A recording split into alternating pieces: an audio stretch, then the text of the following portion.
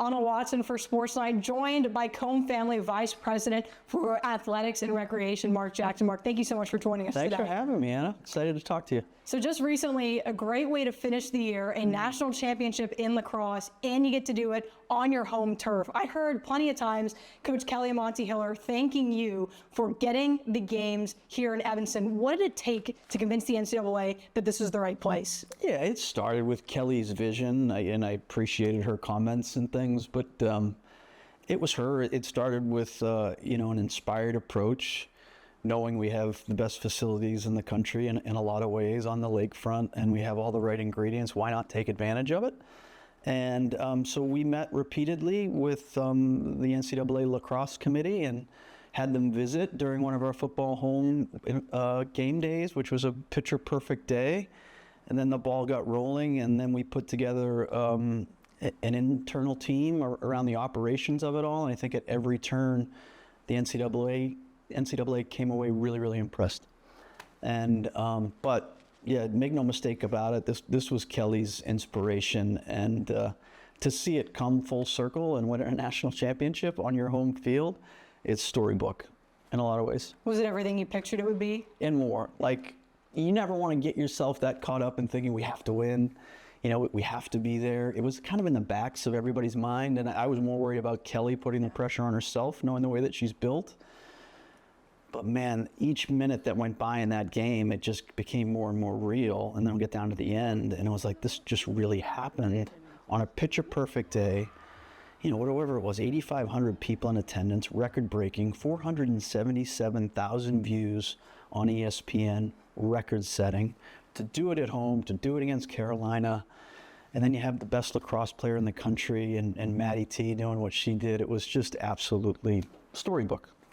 Do you think that opens the door for this tournament to come back to Evanston in the future? Man, we're going to absolutely promote it that way, whether it's on the lakefront or in New Ryan Field. I think the opportunity, not just for lacrosse, right, but you think about soccer, hosting hopefully a field hockey championship here someday, all those types of things. The lakefront is on the map. Northwestern is on the map. It always has been, but our facilities just continue to be enhanced. And then you think about the New Ryan Field coming online, which will be jaw-dropping for a lot of people. So there's a tremendous amount of opportunities ahead of us. You mentioned a lot of people there that weekend. One of the people that stuck out to me was new President Mung Chiang. Yeah. Now, Chris Collins and David Braun spoke a lot about how the new presidential hire would be important for the future of Northwestern athletics. Do you think Mung Chiang is an athletics-friendly hire? Absolutely, absolutely.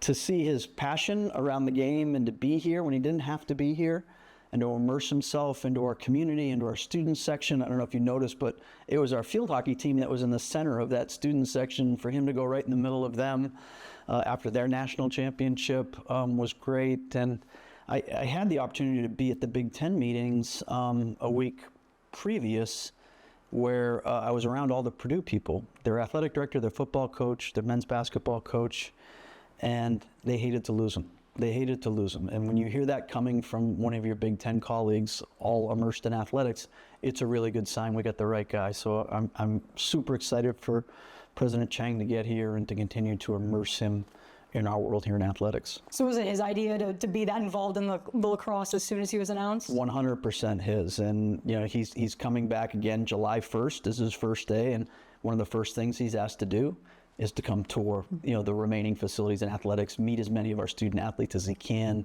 meet our coaches and all the wonderful people that are around our program. What will a successful partnership between you and him look like? Alignment, I'll start with that. Alignment in what we're navigating. College athletics is a rapid moving world right now. So when we think about what the Cruz Cantwell legislation could be, when we think about revenue sharing and the transfer portal, NIL and the CSC and all the different elements, how do we maintain our edge, right? How do we take advantage of what I believe is the most impressive Olympic and women's platform in America? Mm-hmm. And how do we think about football and men's basketball as our revenue engines together? We all have thoughts on that, but until it starts at the top with the president, our board, and creating that kind of alignment, so we have a strategy that everybody can get behind. And from the early discussions President Chiang and I have had, he understands that world. There's no learning curve. That's the best thing. He's been immersed in the Big Ten at Purdue. All the same general issues are there, but now we had to, inform him about the Northwestern specific issues, and we're off to a great start. What do you think is different about that Purdue and Northwestern experience? Yeah, I think public-private. Yeah. We are a tub on our own bottom, and that we have to raise all the resources to maintain an elite, athletic stature, an elite academic stature, all the things that go into it. And the one thing, we're not naive to here in athletics. We're not on an island. We're part of a really big, important community, right? And so there's a lot of needs and a lot of resources needed to meet the number 7 institution in America, right? So how do we find the right place in that? I think is uniquely Northwestern, which is also different from Purdue. He's not the only new face that's going to be important to this athletic department. Carla Berube, the new women's basketball coach. What did that hiring process look like after the season ended? After the season ended, well, I'll say this, the hiring process started well before the season ended, right? We knew Coach McEwen was retiring, which gave us a tremendous window. It gave us a tremendous head start on putting our committee together. It was an internal committee made up of wonderful members of our department. And we were consistent, persistent about meeting and examining the marketplace. I would say from May until really January, February of this year, it was just a lot of research. We didn't do any real outbound. But I'll also say this, from the beginning stages of that May, Carla Berube was our number 1 choice, and it never wavered. And then when we got to the offensive side of the equation, kind of January, February, when we were doing some outreach, we were super excited that she was interested. And it was, in a lot of ways, a seamless search. I credit the team. I credit Henry Beenan for getting behind this. I had the opportunity, just because my daughter was a student athlete at Princeton, and her roommates happened to be women's basketball players for all 4 years there. So I had sort of an insider's look at Carla, from a basketball perspective, but I didn't know her as a person. So that was the important piece from January, February on through the hiring, is to get to know her more personally. And that's what I was way more impressed with. Coaching was here, but like who she is as a woman, as a leader, as a mom, totally stood out. Why did she stand out to y'all from the very beginning of the process? I think humility for the amount of success she's had. She's one of the most accomplished head coaches in women's basketball, period. I'll put her, her record up against anybody. But she has a quiet humility about her, and she was also a national championship winning player at UConn. And within that humility, there is like a cutting edge competitive confidence that there's no job too big for her. She's walking into the most difficult competitive conference in the country when it comes to women's basketball. And she's not shying away for one iota about it. It may take her some time and to put her program in place and her stamp on it. But at every turn, whether we were talking about, recruiting, NIL, team culture, how to navigate a high academic institution, the admissions process, all those different things, it seemed like she had all the answers to the test. And I'll just say this too, like however long she's been here, 3 or 4 months, it's proving out. How's it proving out? Yeah, just you see the buzz in recruiting. We just got back from a trip to Minnesota to watch a few of our alums play, right? Nia Coffey and Veronica Burton. And to see their excitement at the highest levels about who she is and what she represents, you can feel that there's a buzz around her. And then the composition of her staff, the way she's working into the culture of our department, it's one of our unique advantages, I think. And I'm still relatively new to it. And I heard a lot about the head coaching culture here. And when you have coaches that stay here for a long time, and our retention rate I'll put up against anybody in the country, there's a reason why. And it's not just because we're paying people at the top level, because we're not. There's something in the community here that binds our head coaches together. And that's Kate Drohan, it's Kelly, it's Tracy, it's Chris, it's Dave. And the way they all work together, we lead a Kellogg Coaches Leadership Academy, which is a curriculum we put all our head coaches through.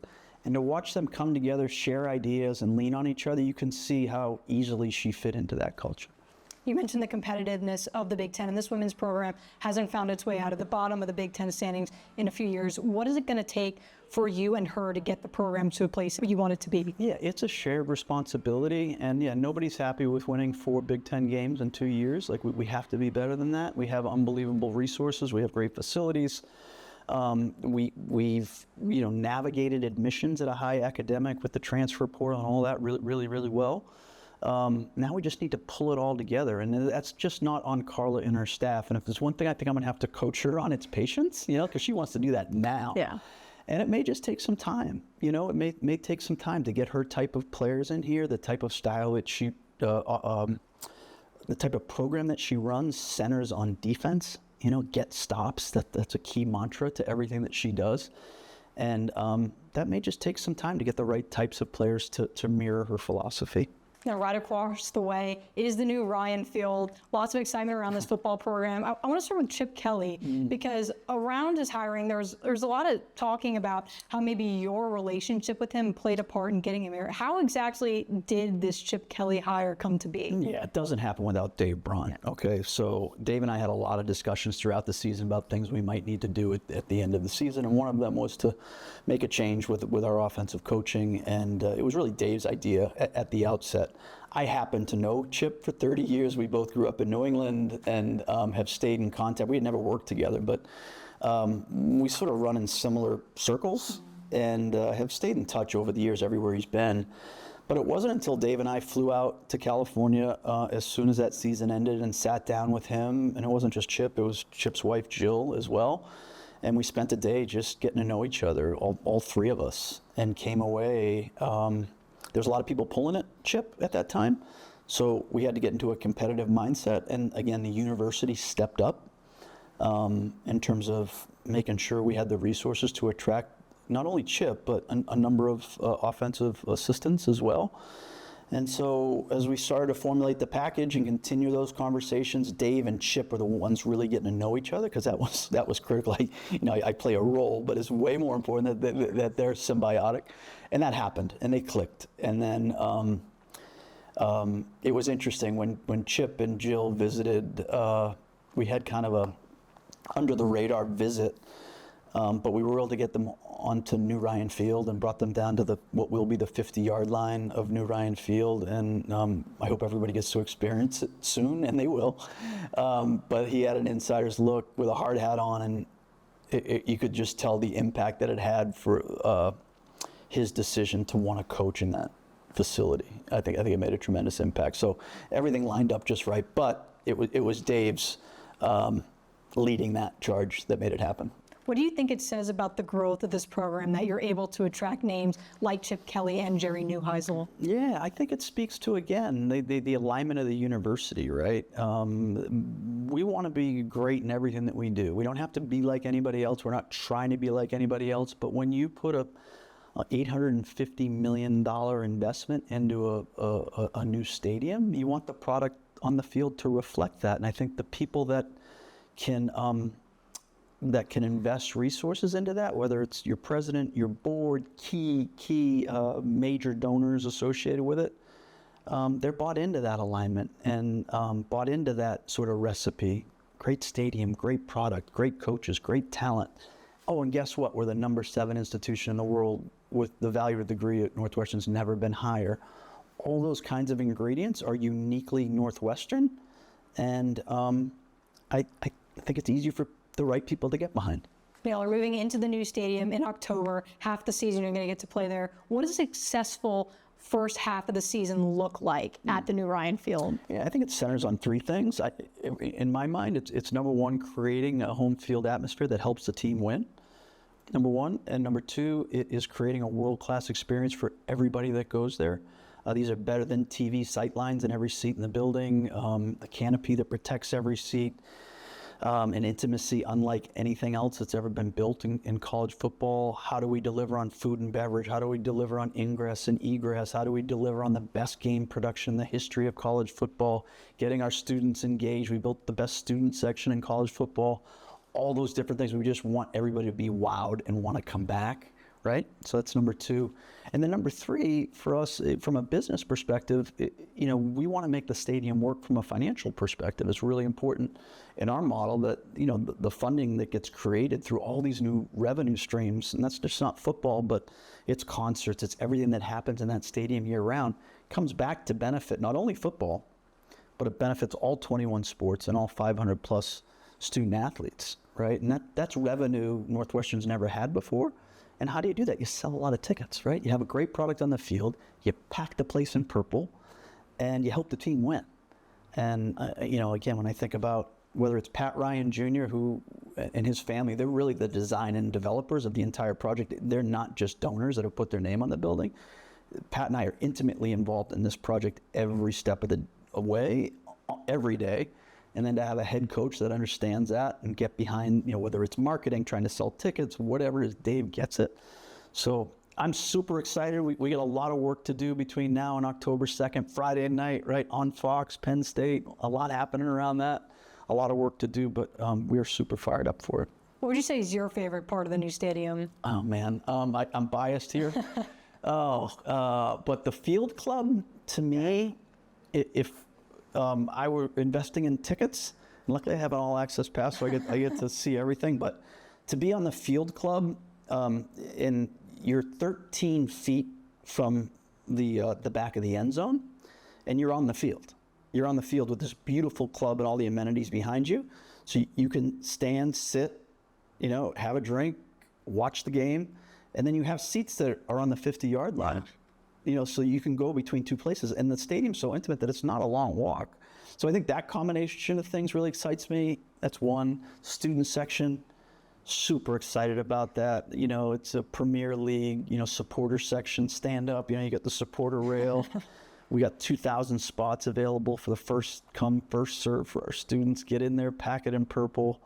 Man, the list goes. The player amenities, the locker room. We have the Field Club has a press conference so that our donors and supporters will actually be part of the press conference. Believe it or not, it's behind a glass wall. But once Coach Braun goes in for his victory press conference, they'll all get to watch that. The overarching elements, again, to go back, it's the proximity of the seats and the sight lines and the intimacy of it all. I think that is probably what stands out. So I gave you way too many answers. Yeah, That's how excited I like to hear about it too. Yeah. So super excited about everything that's happening there. There's a lot to look forward to next year. What's maybe something that people aren't talking about enough in Northwestern athletics? Oh, man. How about Kirkpatrick Stadium? We haven't talked about that, right? Yes. So, this is a significant investment. Kip and Sarah Kirkpatrick, unbelievable supporters of everything that we do, but particularly around our women's sports programs and leadership investment. And for them to make the kind of commitment to get this project off the ground, it's going to be a $25 million softball stadium that we'll put up against anybody in the country. And that's reflective of the success that the Kate and hopefully Carol Drohan too have had. We're excited to get that finalized probably somewhere July, August, and then start, we'll have a formal dedication in September and start playing games there in October. And it's going to be a great fan experience. If you think about that connection adjacent to New Ryan Field. And I haven't been here, since I've been here, even before me, right? That's one giant construction zone for a number of years, probably since you've been here, right? For sure.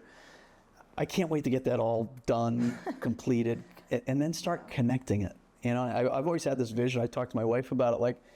Imagine a beautiful Saturday, and you go to a softball game or you go to a baseball game, and then maybe it's not a football game in the springtime or early summer, but you're going to a world-class concert in New Ryan Field. All those facilities together can work magically to produce something like that. And I can't wait to have that happen. And it doesn't happen without the Ryans and the Kirkpatricks of the world and the vision of Henry and other presidents and to make that all work. Mr. Jackson, thank you so much for your time. You, really Anna. appreciate you dedicating some of that to us. Yeah, really good job. Thank you so much.